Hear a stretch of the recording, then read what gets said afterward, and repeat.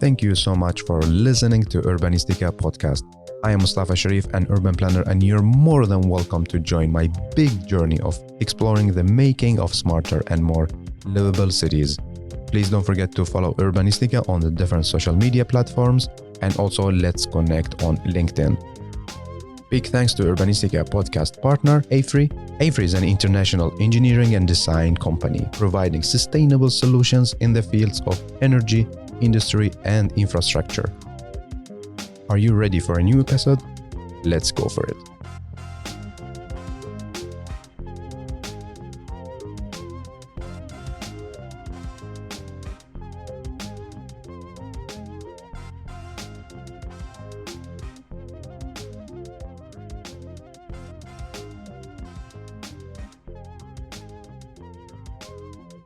Today we have a new episode. We have a great storyteller all the way from Dubai. I have the pleasure to welcome you, Tala Al Ansari, to Urbanistica podcast. Hey, and welcome. Thank you for having me, Mustafa. How are you doing? I'm doing fantastic. We just got updates today on our number of visitors at Expo, and we've reached 12 million. So great news. And well, congratulations. Thank you. That's amazing, no? Thanks. I have an interesting question for me now, at least, because I'm looking from the window. I see it's like the snow is falling. How is the weather in Dubai? The weather in Dubai is fantastic. Beautiful breeze, the typical sunshine that we have in Dubai. So it's like a great islandy weather we have going on today. Yeah, maybe we should switch places for now. Or blend weather so we all have a nice balance, I think. Exactly, 50-50. Good, interesting idea. I'm really happy that we have the chance to talk today. I'm happy to see you digitally. So let's kick it off. Let's start with you. You're our storyteller. Tell the listeners, how would you like to introduce yourself, Tala?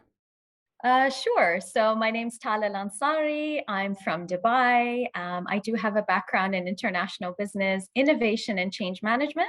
And since our listeners are urban planners, I'm one of the UAE's first chief nation design officers as well, that embrace the concepts of human centricity and design thinking. That's amazing. So tell me, I believe like you're passionate. You have a big passion. What are you passionate about?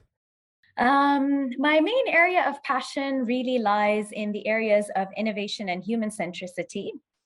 And maybe I can explain that more clearly when I share my journey around innovation. So my journey with innovation really started back in my days when I worked in oil and gas, believe it or not, at Emirates National Oil Company in Dubai. I was always a person full of ideas, but we really didn't have a mechanism to drive innovation in the company back at that time. So I spoke to our CEO and, shared a study with him on the importance of innovation, how it contributes to financial profitability and employee happiness.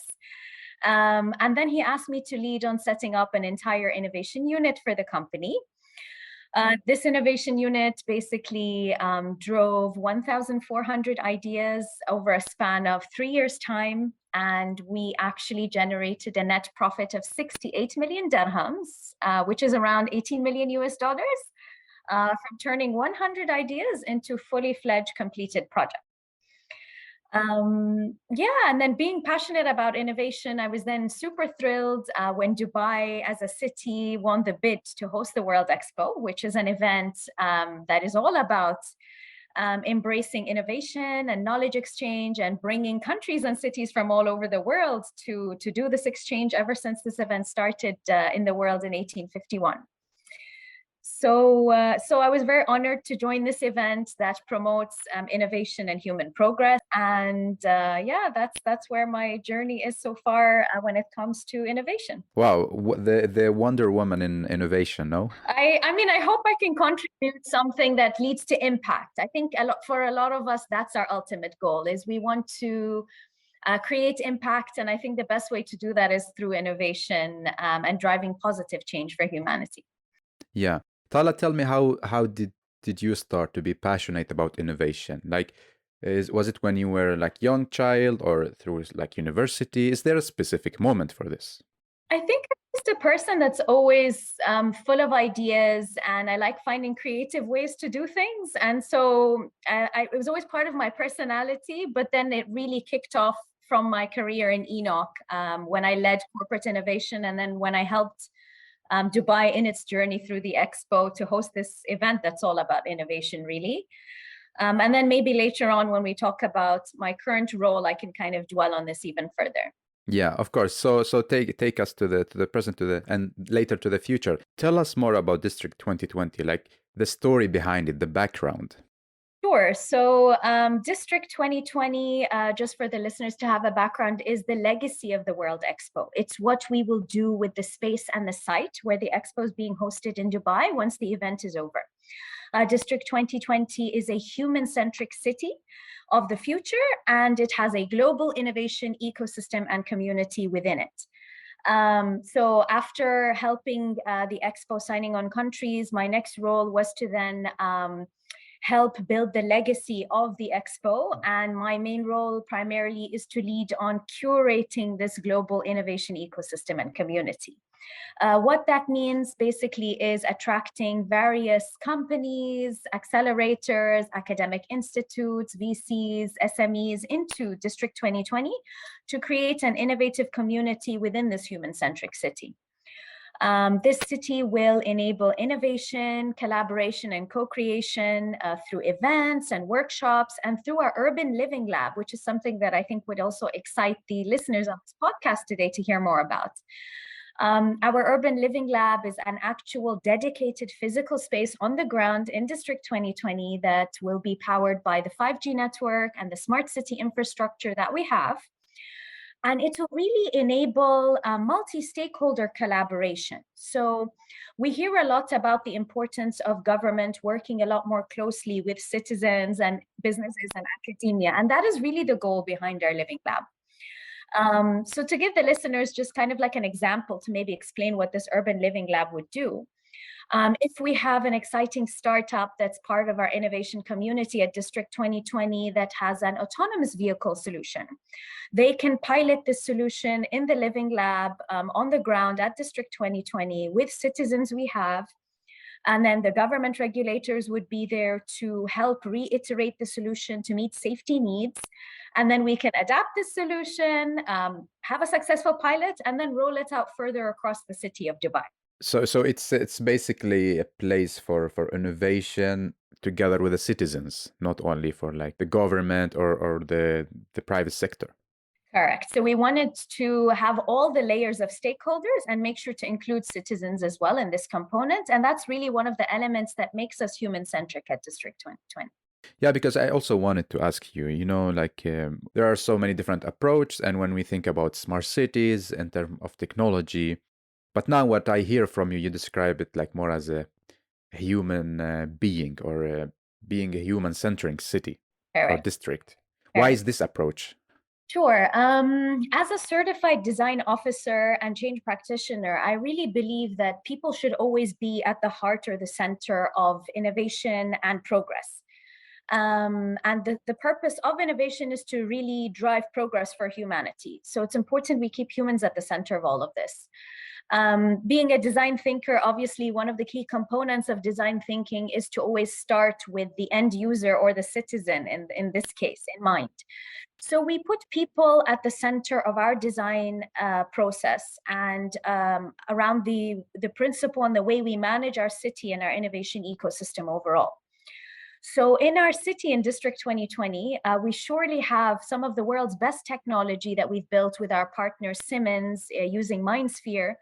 But we make sure that all this smart city infrastructure, all the 5G networks that we have, they're all enablers. They're not a means to an end. They are there to support better ways of living for our citizens and our community. Yeah, so aside from even looking at the business side of things, another thing that makes us human-centric is our focus on ensuring that we're not only a place to work, we're also a place to live and to explore. We promote a healthy work-life balance.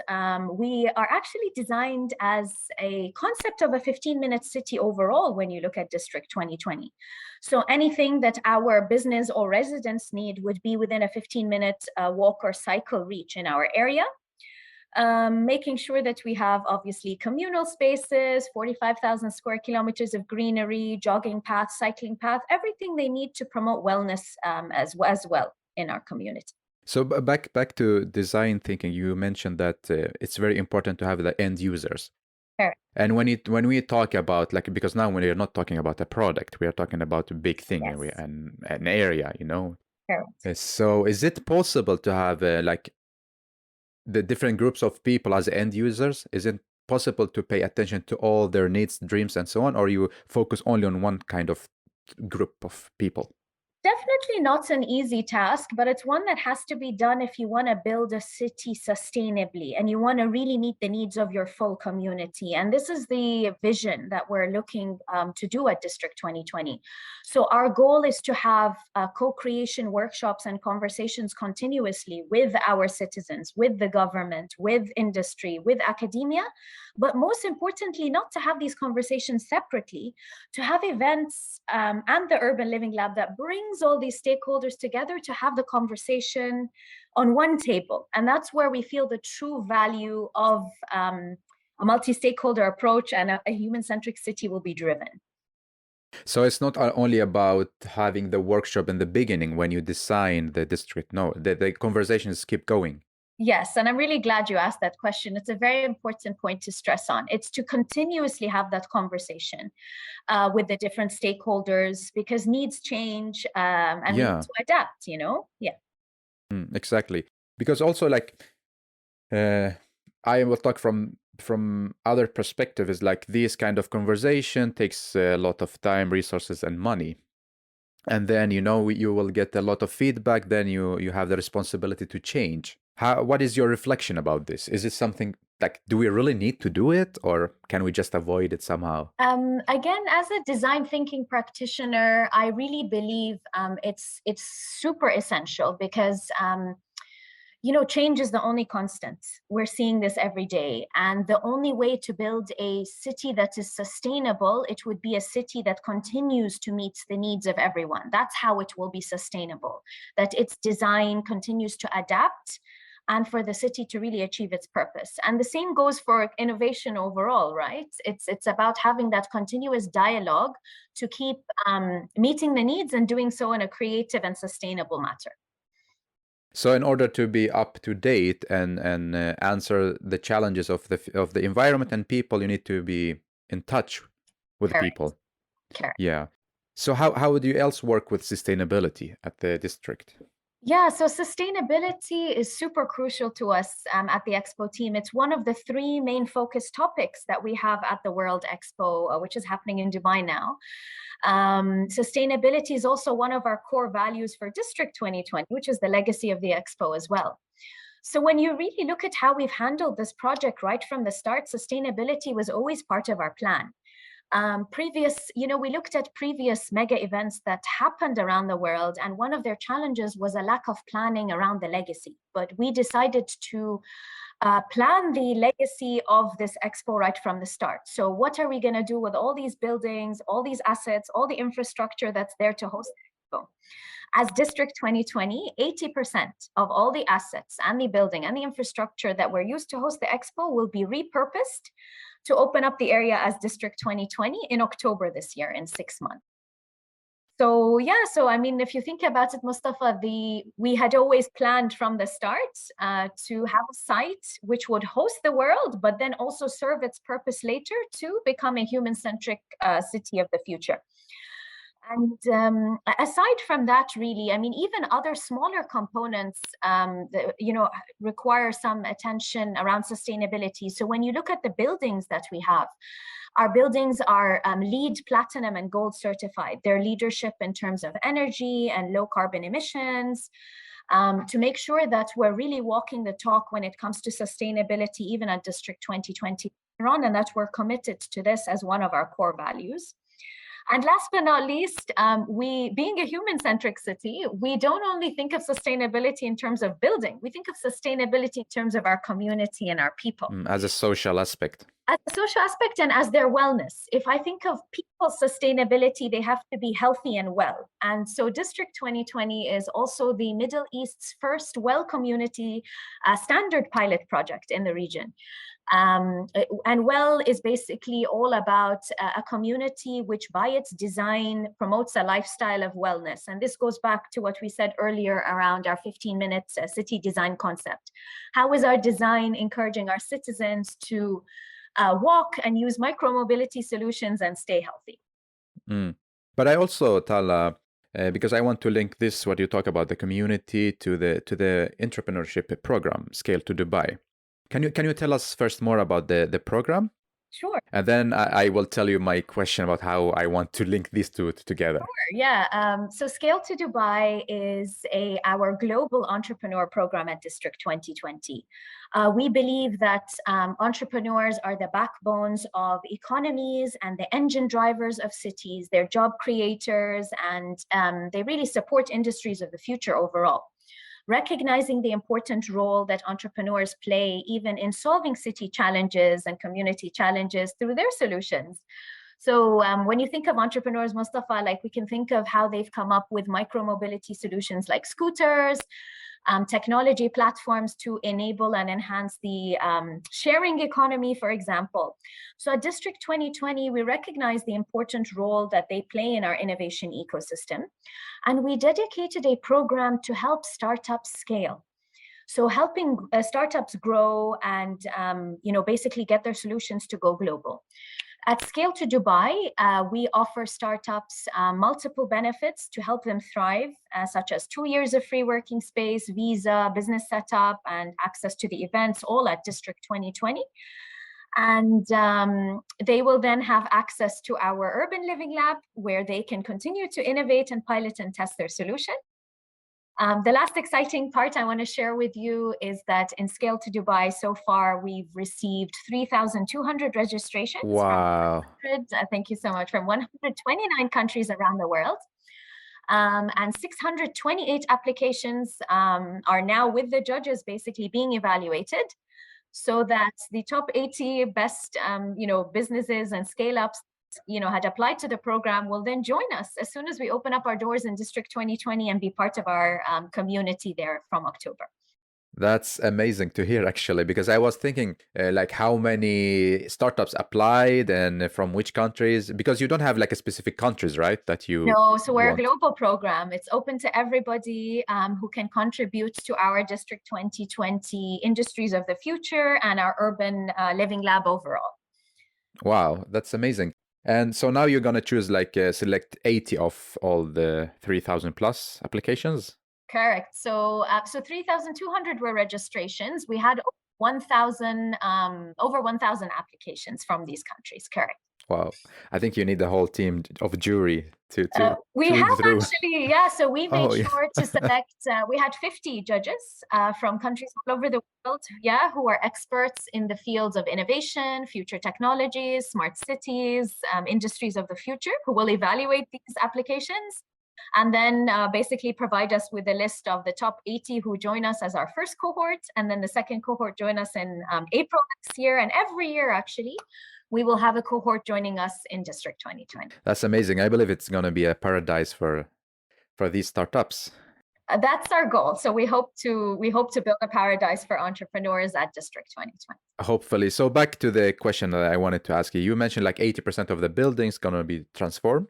Yes. And you talked about community. Now you're talking Scale to Dubai program. So what I see, the district is not only to the startups and business. It's a mix. Yes.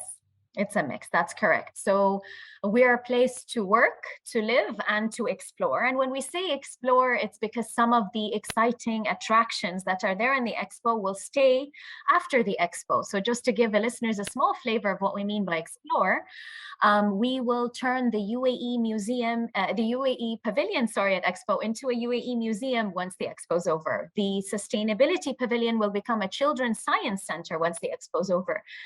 So, we will have a water feature that is already very popular today that will continue to be a visitor attraction after the expo is over. And of course, our very famous Al Wasl Dome. So every expo usually leaves behind one iconic structure that is the biggest memory of their expo. In Paris, it was the Eiffel Tower. In Brussels, it's the Atomium.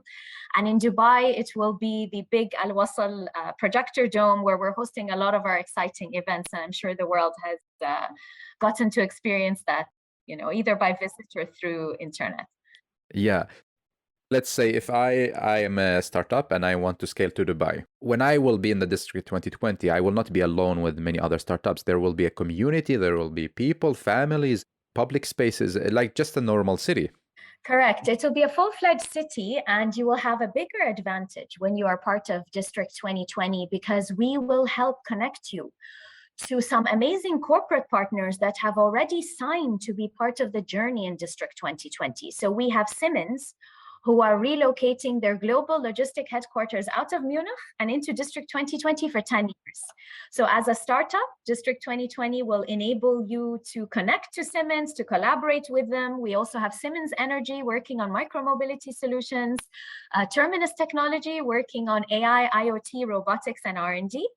And we have DP World opening a logistics academy and institute, and many more exciting conversations are in the pipeline. So hopefully we could share those other names with you soon. So stay tuned to District 2020's news. Of course, and I'm looking forward to keep the conversation going as well. Follow the journey.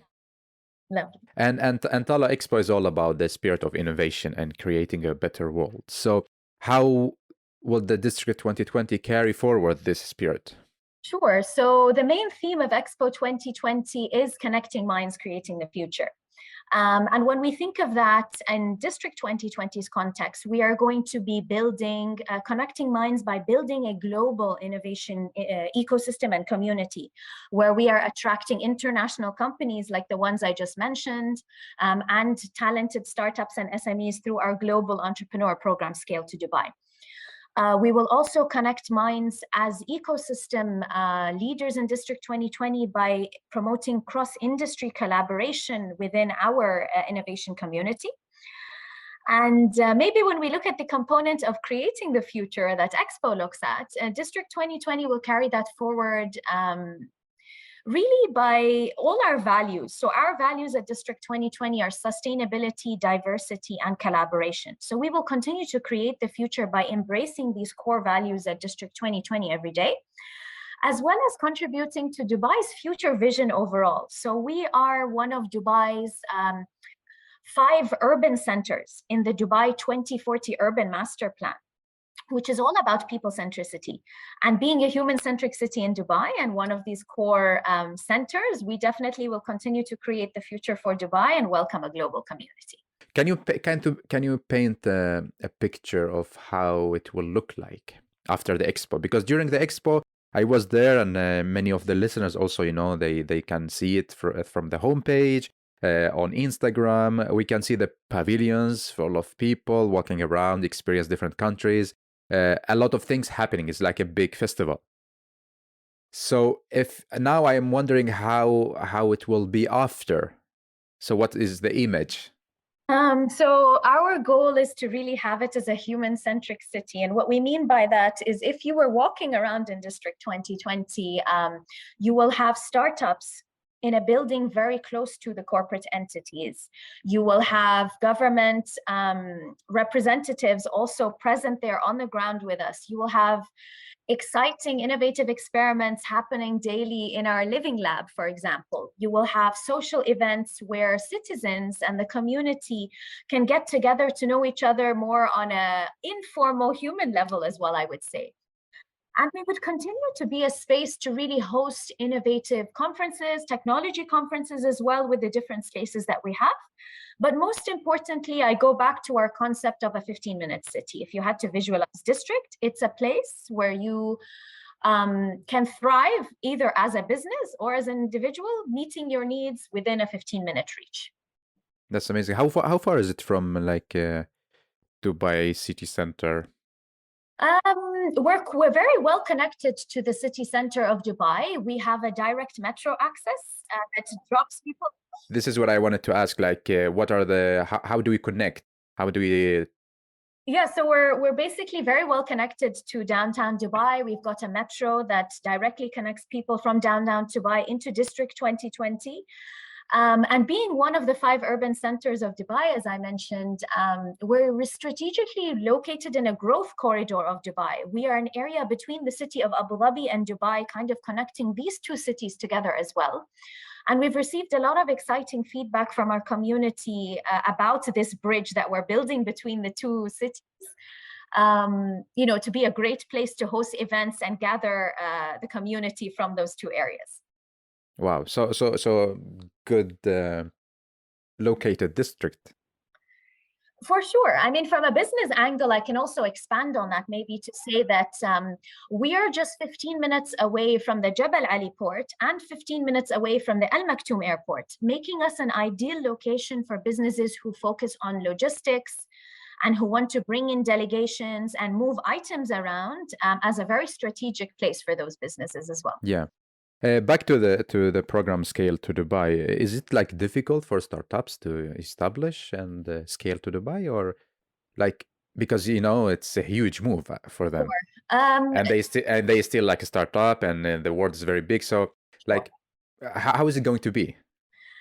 So our goal in Scale to Dubai was to provide a soft landing for startups in the city of Dubai. When we designed this program, we really took time to talk to startups, not only here in the UAE, we even spoke to international startups in San Francisco, some European startups that visited us in delegations to say, what it is that you really need when you soft land into a new city. What are the challenges that you face? And one of the main things we heard about was they would like to be connected to big companies like Siemens and Terminus. And so when we design Scale to Dubai, one of the benefits that they get in joining our community is a solution to their need, which is connecting them to these big companies, giving them access to a living lab where they can pilot and co-create solutions of the future together. So the design of our ecosystem and our Scale to Dubai program was based on design thinking principles and really meeting the needs of startups, in what they've expressed that they require from us. Yeah. So I like how you started the answer, like a soft landing. This is very important. It is a soft landing, indeed. We help them navigate the Dubai market. We tell them about the culture here and how business works. We help connect them to the key stakeholders in their industries that they focus on. And then we give them everything they need to thrive. So access to funding through our VC partners and VC days, access to talent pools through the universities that we have who might have interns or fresh graduates that want to work with them. So yes, everything that they need to have access to, we will provide them through our ecosystem. So now, like, tell me what is the next? What are the next coming steps? What's going to happen? Because the Expo ends in the end of March, right? Correct. So once the Expo concludes in March, we will have a 6-month transition period and immediately open District 2020 in October. That 6-month transition would be the time that we would need to repurpose the 80% of the assets that I mentioned. It will be the time where we will start helping the startups from our Scale to Dubai to then come and be part of our community. So they're there when we open our doors. And it's the time when our tenants like Siemens and Terminus and DP World will start also, moving into District 2020. So when we open in October, our innovation ecosystem is activated with our partners, with our, startups, and with our community overall. Wow. And people will be there as well, like living people, not only the startups. Correct. So we have 800 residential units in District 2020 to cater to our community, whether they're students, entrepreneurs, or business people who want to live. And we also have a community just across the street of District 2020, which is currently known as the Expo Village, where residents would also be just a few walking distance away as well. It will be so cool to visit it one more time and to see how does it function. I really hope that you get the chance to do that, Mustafa, because I know that you visited us in Expo. So I would love for you to see how that then transitioned into District 2020 afterwards as well. Yeah, because I was there and I, to be honest, I didn't know that 80% will be transformed. So when I was there, I'd be like, oh, that's sad. What's going to happen with this after the Expo? Because, we got used like many of the Expos or like Olympic. After they finish, they just still there and nothing is happening. It's completely dead. And from urban planning perspective, this is very sad to see like wasted resources. So, but when I was there, then I passed by your office and we talked, and I'd be like, this is so crazy and good. I mean, I'm glad to hear that. For us, that was the commitment of our leadership, from a top level, from our top leadership in the country to our leadership at Expo. It's this commitment to doing things sustainably. We didn't want to only talk about sustainability and the SDGs at Expo. We wanted to walk the talk by then transforming that space into a community and having a legacy plan right from the start. That's one of the best lessons we learned from mega events we studied, actually. Yeah, and we usually say like lead by example instead of just talking and say, we are so and so. Just like show it. We hope so. Hopefully. So I'm looking forward to follow the journey, and as I mentioned, I will be very happy to record more episodes to share the stories, so we keep our listeners updated about District 2020. Lovely. We would love to continue sharing our journey with your community as well. Yeah. So how can, like, many of the listeners working with architecture, urban planning, traffic engineering, and so on, city development, how can we, like the listeners that listen to our talk today, foster a human-centric innovation? What is like what is your reflection about this? Sure. Or advice? Yeah, in my opinion, cities and innovation really work hand in hand, because cities are places that bring people together and bring different stakeholders together. Cities are hubs for innovation and commerce. They drive social and economic development, and they really are a big driver of GDP. So to foster human centricity, I think it's very important that cities adapt a design thinking approach where they co-create with all the stakeholders. I think a lot of times we assume we know what people want, and that's quite a danger. It's very important to actually ask. And maybe I can explain that better with a story. So there's a famous story of an employee that thought, she wanted to recognize someone on her team, and she promoted that person for doing a good job. But that employee actually didn't want a promotion, because this was a mom who was happy with her job and she wanted work-life balance, and she didn't want more responsibilities. So the danger is assuming that everyone wants a promotion, or that everyone wants certain aspects. Sometimes when we design a city or an innovation community is quite a risk. And this is where the importance of design thinking and fostering human-centric innovation really comes in. Not everyone has the same needs, and this is where co-creation is super important when we're building cities. And as we rightly said in the beginning of our conversation, Mustafa, the importance of having that dialogue continuously, because needs change. So cities need to adapt and evolve. And that's the same with an innovation community as well. But Tala, how do we start? Because like now you're talking because you're an expert in innovation and working a lot with this kind of method, like design thinking. But not all of us working with this. So how can we start at least to step by step? What do you think? So from an innovation and design thinking perspective, it's about really holding workshops and having those dialogues with different citizens on a regular basis to really say what it is that they need today on the ground. How are current elements meeting or not meeting their needs? What is the desired state we want to be? And then how do we work back to fill that gap from current state to desired state? It's definitely not an easy task, and this is something that we too are going to be doing at District 2020 on a city level.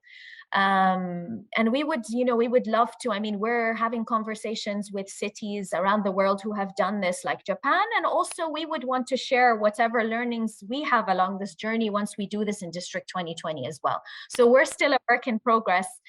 I can only speak about the work I've done in design thinking and innovation so far, but then I hope that in our next podcast, when we catch up, I will have some real case studies from District 2020 to share with you. Of course. And like I want to hear your personal reflection. Is it like more difficult now to work with innovation when it comes to the larger scale compared to what you did before? Surely. Like, what is the challenge? Sure. Yeah. I think that's the part that excites me the most is the bigger challenge. So I had worked on corporate innovation and done design thinking workshops and innovation workshops because I'm also a lateral thinking trainer. But this is much more complex. because you're doing it now on a city level where you have a much bigger community that you need to cater to. And the multi-stakeholder approach is the challenge. So how do you promote, I would say one of the tough questions that I hope we would answer through District 2020 is, how can we promote a spirit of collaboration rather than competition through businesses that compete in the same industry as a result of this ecosystem that we're working in? How can we drive innovation and commercialize innovation faster as a result of a collaboration and co-creation between government and startups as well? And those are, I think, global challenges that not even us at District 2020 are trying to solve, but many cities around the world overall. But I really think it's a key to a sustainable way of managing cities in the future. Yeah, of course, because like, as you mentioned, it's not only like in Dubai, it's a worldwide challenge. Like, how do we turn the competition to a healthy competition and more collaborative? But do you think it's possible, like, to do that? I genuinely think it's possible, which is why it was one of my recommendations when we were, to our leadership, when we were putting together this plan for District 2020, is if we're planning to build a city of the future, let one of its core values be co-creation and human centricity between all the stakeholders. It's the only way forward, because the only sustainable way to meet the needs of everyone is to bring everyone on the table, make them work together to then build a city that meets everyone's needs sustainably as we move forward. But who is the responsible to invite all the different stakeholders to the table? I mean, in District 2020's case, being the ecosystem developers, we take the role to facilitate the communication and the co-creation between government, academia, industry, and startups in our ecosystem, with specific focuses on industries of the future. And we also look at how we can create cross-industry collaboration as well, so that we maximize the learning within our, within our city of the future. So what I understand from you, like, there is always should be some part like responsible for the invitation. I strongly believe so. So there has to be someone who, if you think of like a band that plays music, you have someone that plays a violin, someone that plays a piano, they all play beautifully separately. How can we create a symphony of all these instruments together? You need a maestro, someone to orchestrate this. So in our role as District 2020, we will play the role of the maestro to help this symphony, create a beautiful song, but everyone still leads on their instrument and their area, in this yeah. song. So you believe there is a possibility for collaboration, not only for a healthy competition. I strongly believe there's a lot of, I wouldn't call it competition, Mustafa. I want us to move away from it to say co-creation. I really think that that's the future, that co-creation between government, industry, academia, and citizens is the fastest way and the future of how we can drive innovation and human progress forward. It's all of us co-creating this solution together. And we've seen the power of that through different design thinking workshops. And I think doing that on a city level is what's going to take innovation to the next level. Yeah. And I'm very happy, as I mentioned, to see the next level and to follow it.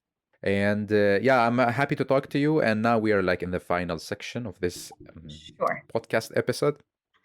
It's going to be more about like your personal reflection. So the first question is, if you're allowed to create one rule or to add one thing to our cities, like to all the cities around the world, what will you do or what will you add? Sure. I think whenever I look at rules, I always like to start with the purpose. What are we trying to achieve? So if we think of cities, the main purpose behind a city is for it to best serve its people and community. So if I had to put a rule, my rule would be the same recommendation that I gave our leadership when we looked at District 2020. I would want to make all cities human-centric. I would want them to embrace the values of design thinking, to have co-creation between the government, the businesses, the academia, and the citizens. That would be something that I would like to see. Nice. Very interesting. And if you, Tala, can be something else than like a Tala human being, with your body and so on. What will you be and why? Like you can be anything you want, like a animal or object or anything, but not like this Tala. Sure, it's a very interesting question. If I could be anything, I would love to be water. As strange as that sounds, I don't know if you've ever seen the video of Bruce Lee where he says, "Be water, my friend." I don't know if you've ever seen that. No, tell me. Let me elaborate, and maybe the listeners who haven't seen this video can also relate to why I chose water. So Bruce Lee once had an interview, and he talks about how beautiful water is because you put it into a bottle, it becomes the bottle. You put it into a teapot, it becomes the teapot. It embraces change. It's formless. So if I had to be something, I would like to be water because I would embrace change. But also not every change is change that needs to be embraced, and I'm conscious of that, and water is the same. So sometimes when water needs to be rough, it becomes strong like a waterfall. And so I think that symbolizes what I would like to be very nicely. I would like to flow. I like to be transparent because I value authenticity as a person. But I can also be firm, just like a waterfall if I need to be as well. That's so beautiful, to be honest. I never thought about this answer. Like, that's very beautiful. So, would you like to be water in Sweden in winter time? Yes, I would love to be, because I mean, sometimes you need to be rough as well. So I would love to be water because water will adapt with the seasons to be snow and ice and whatever it needs to be. Wow, amazing. So you're ready. You're always ready, huh? Always ready. I think that's the beauty of water. It's always flowing. It's peaceful and powerful at the same time. Yeah, yeah. And with all the work you do, I guess it's a huge amount of hours every week. Do you still have time to do your hobbies? Thankfully, I make sure I do that. I'm someone that really believes in kind of like work-life balance as well, even though we've had challenges to do that with the Expo and hosting the world, but it's been so fulfilling that I've been able to get the best out of that situation. In terms of my hobbies, I make sure that when I have a holiday, I definitely do a lot of traveling. That's one of my favorite things to do. I love experiencing cities. I love learning about different cultures. I think life is really the best school. You can learn so much more about a place by visiting it than reading 20 books about it. Just by looking at the people, tasting their food, looking at the city's architecture and design, learning about the people's values in that city. So that's definitely a hobby of mine. And another hobby that I would like to share with everyone on this podcast as well is I generally am a person who loves new experiences. And I think this is something that excites me about the city that I live in, which is the city of Dubai. Dubai always has something new to offer in terms of experiences, be it, scuba diving in the world's deepest pool, skydiving over the world's first man-made city, hanging off a building just behind the Burj Khalifa, and making beautiful memories that you never forget. So I love new experiences, and my city really offers me an opportunity to always enjoy that, which I really appreciate. That's so lovely. I imagine like if I ask you about your favorite city, Dubai will be in the first place, of course. But what are let's say the two cities that you would love to go back and visit again? So aside from my city of Dubai, which you rightly said is magnificent, I can't imagine living anywhere else. It's always got something new and yet has safety, which is super important. Cities that I love visiting as well would be, one is the city of Istanbul. I love it. It's a beautiful blend of East and West. It's got beautiful nature, beautiful culture, lovely people, and beautiful food. So I really love the mix of diversity in Istanbul. And another city I would have to say is London, only because my mom's family live in London. It feels like in a different way. I know it very well. So I'm not a tourist when I'm in London. I love its connectivity also. It's very well connected as a city. I can easily move from one end to another by walking and then jumping on a bus and jumping on a train. So that connectivity in the city of London is something I appreciate very well. Yeah, London's very, very beautiful, actually. So what is your next trip? Do you have you booked something? Oh, so I was having the conversation a few days ago with my husband, actually. I have a huge list of countries around the world that I want to travel. I'm so appreciative that we're hosting the world at the Expo because I got to experience, I got to see the pavilion of Colombia, for example, and I loved what I saw there, and it made me so excited to go visit Latin America. I love the Swedish pavilion because all it talked about was co-creation. And I thought I have to go to Sweden. If I'm trying to build a human-centric city that revolves around co-creation, I want to see what Sweden's done in this domain. So my list is very long of countries I want to visit, but I think Latin America for now is a part I'm excited to go to soon. Peru, Colombia, yeah. How is it? Because like you working, your office is like at the Expo, Yes. And it's always things happening. Like you don't get jealous that you want to be outside and visit. How do you do that? It's one of the biggest challenges. Usually when you host an event, you don't get to enjoy most of it because you're in the behind the scenes. And that's what's happening with our team. So I usually go on my days off to the Expo to experience it as a visitor, because while I'm there on my working day, we're very busy hosting delegations from all over the world, having multiple meetings, and we don't have the time to embrace the Expo.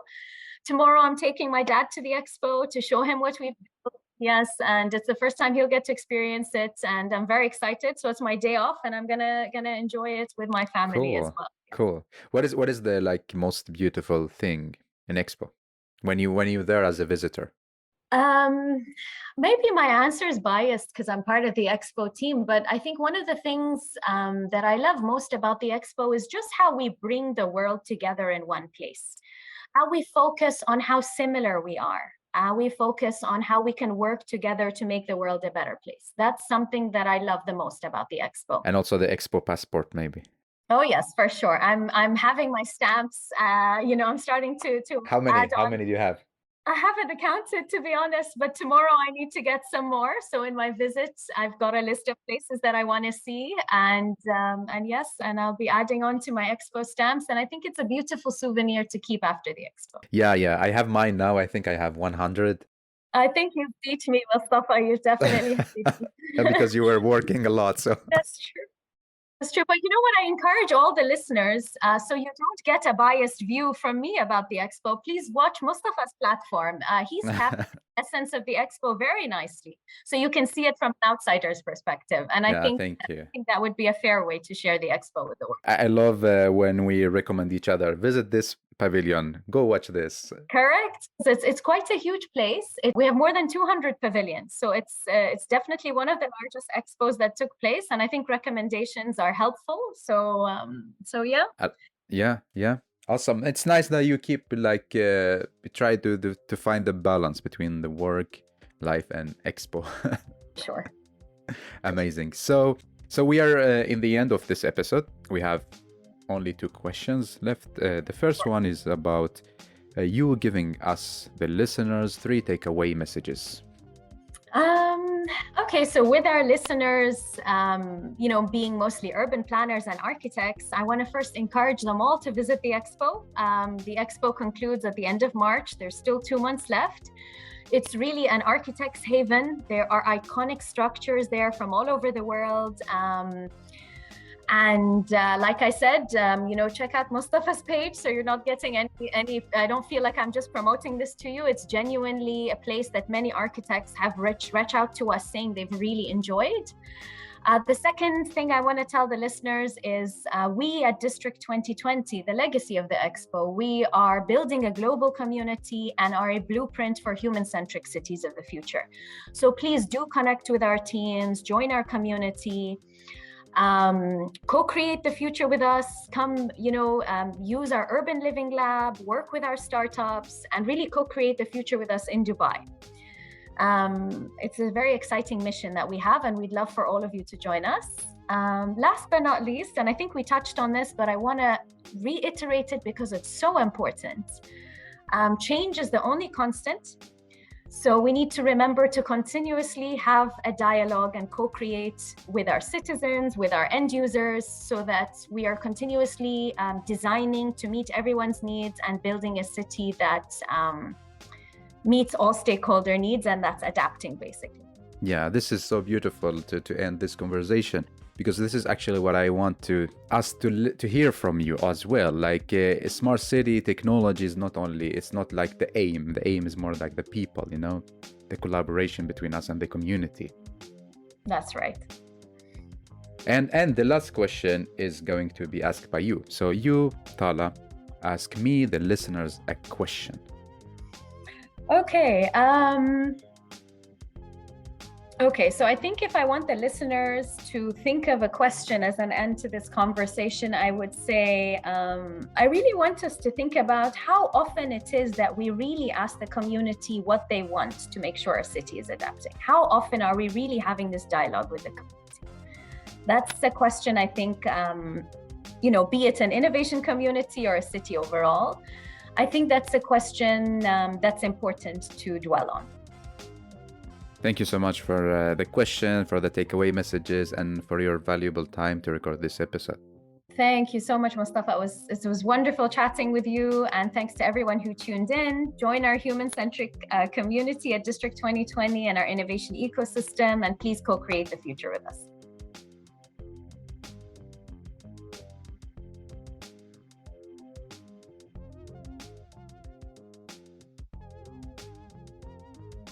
Well, thank you so much for listening to Urbanistica podcast. I hope you really enjoyed this episode. You learned something new and also got inspired by the guest. Don't forget to share the episode on your social media and recommend it to people you think they are really interested in this topic. Thank you so much again for giving your valuable time to Urbanistica podcast. I am Mustafa Sharif. Keep up the good work. Keep loving cities.